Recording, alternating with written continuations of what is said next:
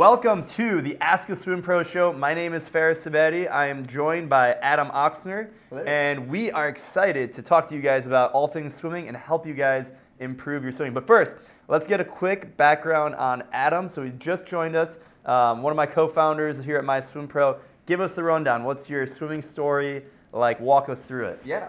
So I started swimming in middle school when my friend Andy wanted me to join him. I didn't really last the first day, actually. I quit early because swimming was tough in 7th grade. But I followed through. Andy got me to come back. So I swam through high school. I swam in Michigan at Southline East, and then I swam at Michigan, University of Michigan.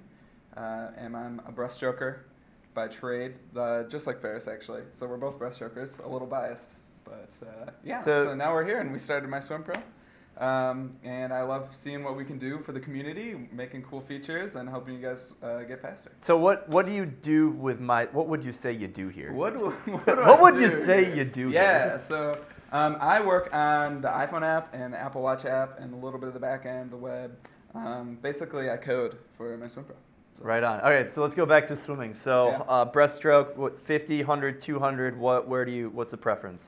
So I was born and raised on the 100, although I started to kind of like the 200 by the end of my college career, which is a little bit different because I think the 200 breast is a really hard event. Kason just joined the live stream. What's up, what's up? All right, so you like getting into the 200. Yeah. What's the biggest difference between the 50 and the 200 breaststroke?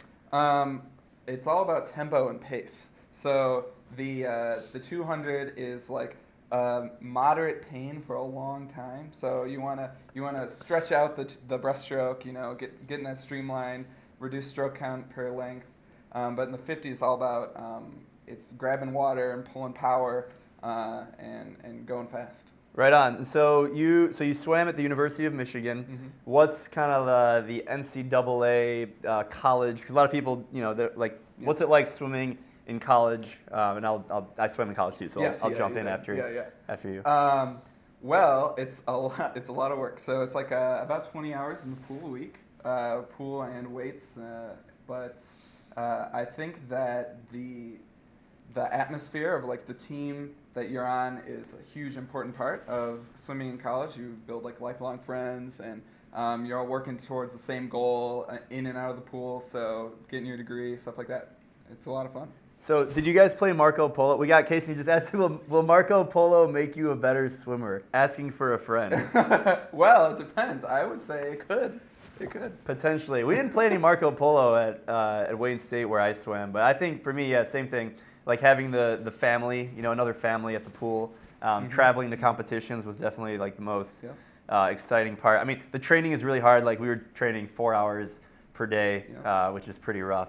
Yep. But let's, before we get into any of the questions, NCAA championships just happened. Caeleb Dressel, headlines, wins the 50 freestyle, 100 freestyle, and 100 fly, goes under the 18-second barrier in the 50, under the 40-second barrier in the 100. These are like silly times. So like, what's your overall impression what we just saw? Pure insanity. I think, was it in the 50 that Caeleb Dressel was like 4.5% faster than anyone before? 4.55% faster. 4.55% faster than anyone before, which is just crazy. I think that if you see the guy, he looks like he's going to be faster in the water. But I love watching the speed in the races. They're exciting. I like seeing people break those huge barriers like that. I think that it's cool to see the sport progress.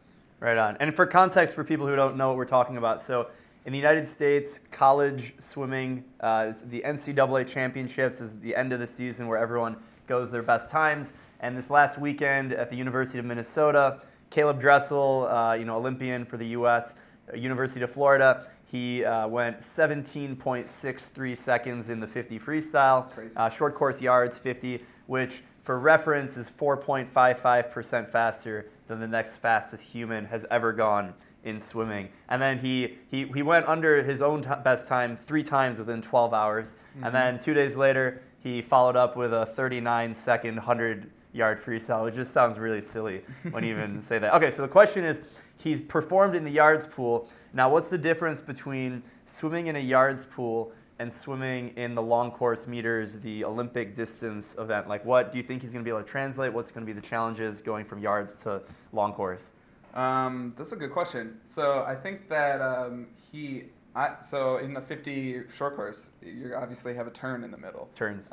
Which he's very good at. But I think that based on, just looking at his short course yards swimming, he has the power in between the walls. It's not all, his reaction time is great. He's got a great start and a great turn.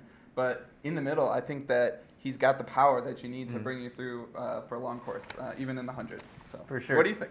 I think a lot of people doubt his abilities long course, even though he's already proven himself long course. He went, so for reference, last summer at the FINA World Championships in Hungary, he went a 49.8 in the 100 butterfly, which the only person ever to go a 49.8 was Michael Phelps in 2009, and he had a full bodysuit on. Yep. So Caeleb Dressel at age 20 went when Michael Phelps went at age 24 without a bodysuit. So I think there's a lot of potential long course. Yeah. But so if you're not like an elite superstar like these guys that we're talking about, what do you think the biggest challenge is when you go from yards to long course? We'll start with there. Going from a short course pool to a long course pool, what's like the biggest challenge and how do you overcome it? I think from what I've experienced, it would be the building endurance. So like without the walls, you're swimming more. It seems significantly more when you just start. It takes like a week or so to get back in shape for long course season. But so I think it's really just building that endurance and having that base. And that's what we always started with when we transitioned to long course season is I've always just put in more yards at the beginning just to get back in shape for long course season without those turns. Right on. And then and I totally agree. Like you have to have the endurance foundation. You're taking so many more strokes continuously when you're doing long course. You don't get a break of the wall. Okay, so let's say you're going the other way around. Let's say you train in a long course pool, and then you come to the United States, if you're not from the U.S., and then you swim in a yards pool, and it feels like really small. How do you deal with that? That's a good way to go because you think so? I don't know, but you don't feel get really as many fast, turns. though. You do feel it feels fast, sure. Yeah, when you go from from long to short course, you're I don't know, you feel a lot faster. So True. I don't know, it's a lot of fun, but I think that it has to do a lot with technique. So because you have more walls, double the amount of walls in long course, then you got to make sure that your turns are on point and they're fast and you're getting a lot of power off the wall.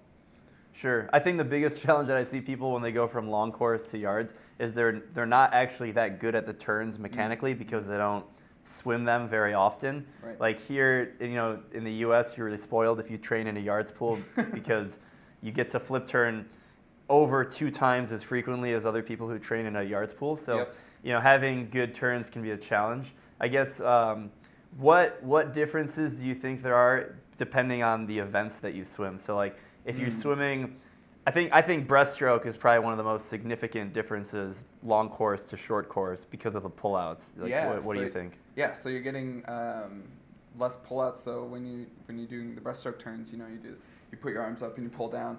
I think in short course yards that could really, it's a mixed bag because you're holding your breath a lot longer, but it also gives you a huge break because you're pushing. And you're gliding a lot. You're just longer. floating. You're not doing anything. Exactly. You're just floating. So when you hit the surface and you're turning over in breaststroke, it's really exhausting. So I agree. In long course, I really feel it in breaststroke because the breaststroke can be really exhausting as you're going and using swimming more than you're doing pullouts. So.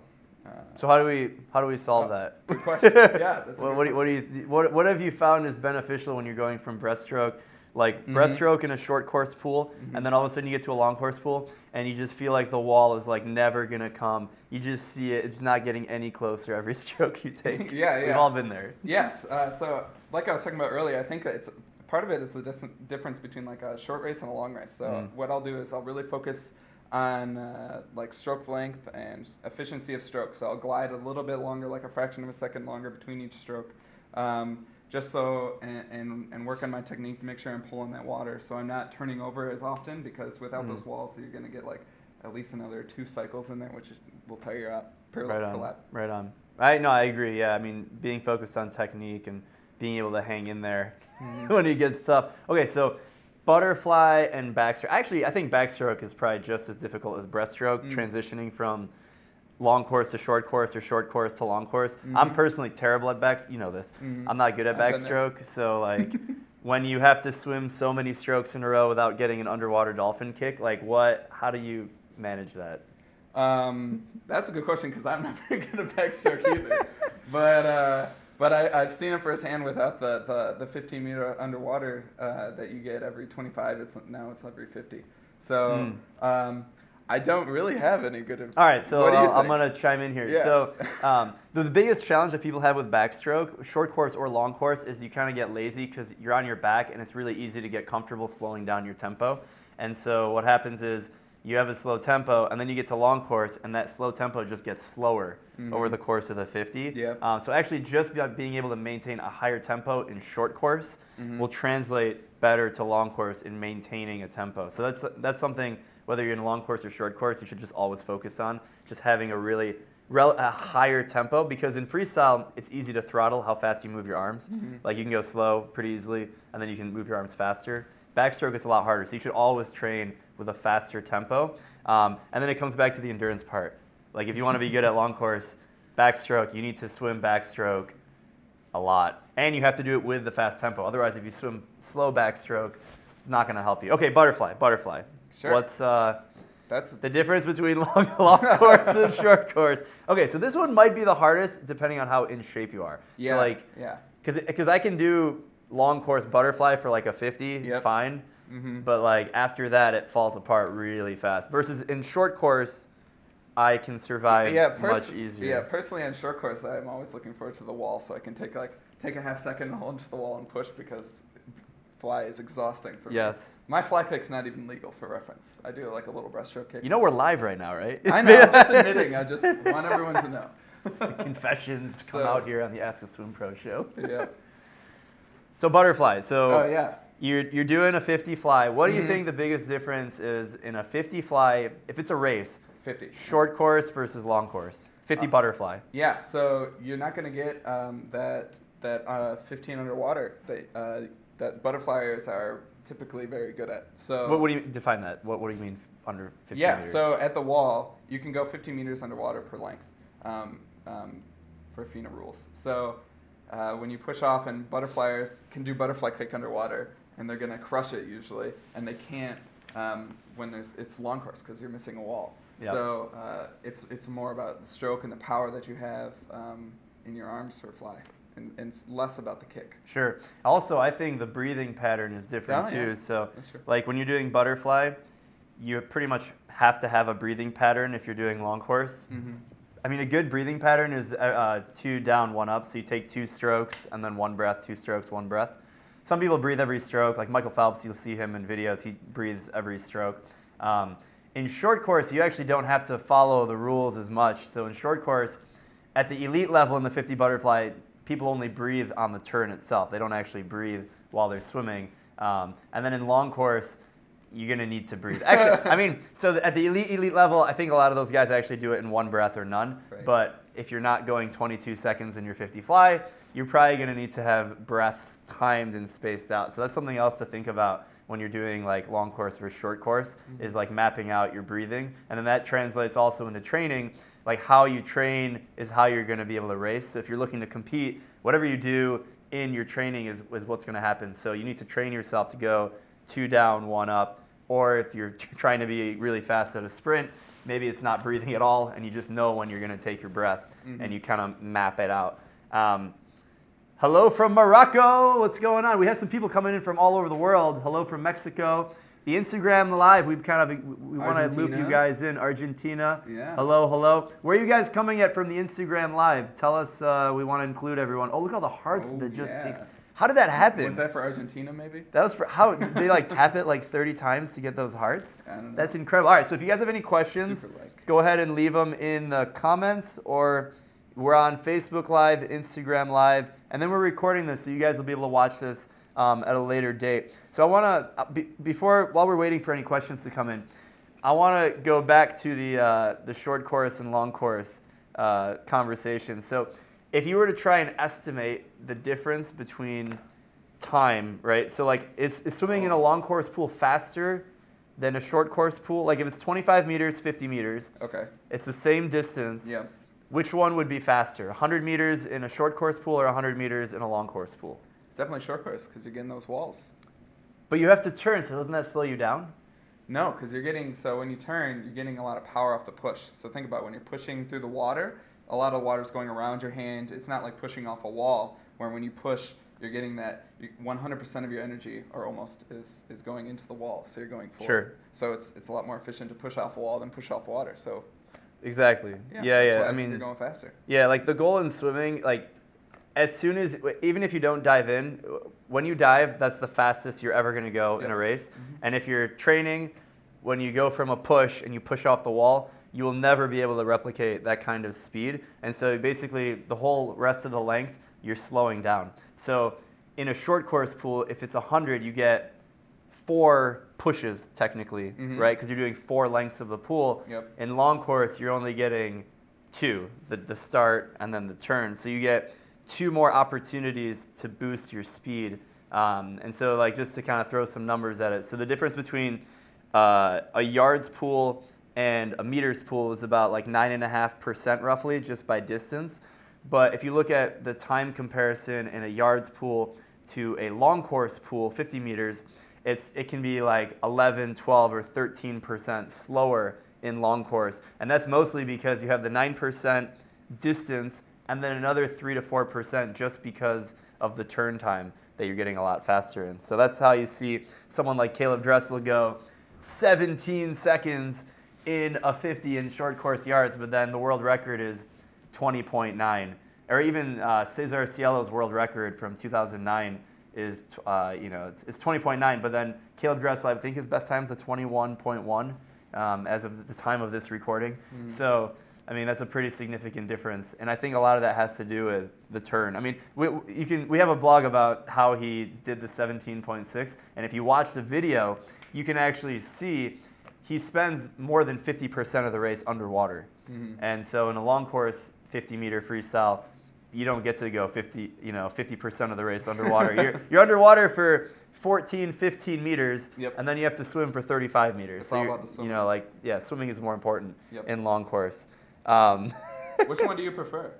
Which one do I prefer? Yeah. So I'm kind of weird. So I prefer racing my best stroke in long course, which is breaststroke, just because I think I'm a little bit better at long course breaststroke.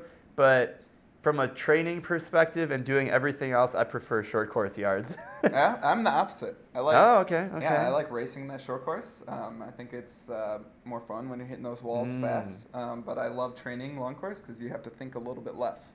So I can think more about. That's true. I can really get into like the workout and going hard and going fast. No, my dream set, and you know this, is fins and paddles. Doing like. Oh, you do love fins and paddles. I like fins. I like throwing equipment. There's nothing wrong with adding equipment to your workout. There's not. So like I like doing fins and paddles, like IM work in a short course pool, because then I can feel like a really fast swimmer, and I can just take 4 strokes a length, and I can't do that in long course.